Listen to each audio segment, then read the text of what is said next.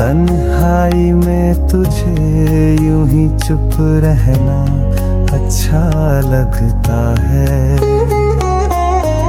सो मुझे राजों में राज़दार बनना अच्छा लगता है।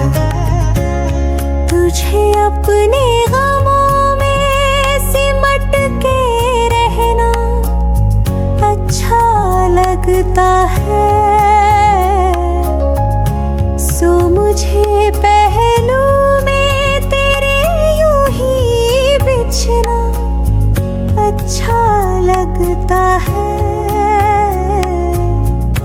तुझे बीते लम्हों से मुझे भुलाना अच्छा लगता है, मुझे ऐसे तेरा भी बात पे हंसना अच्छा लगता है।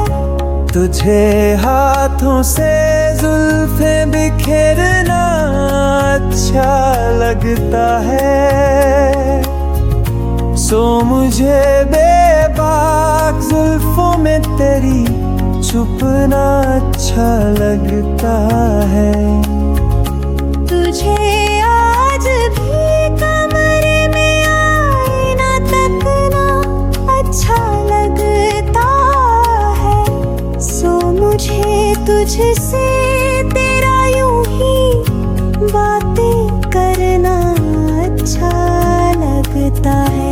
आग नाचे तो तुझे आग से खेलना अच्छा लगता है, सो मुझे शोलों को होठों से चूमना अच्छा लगता है।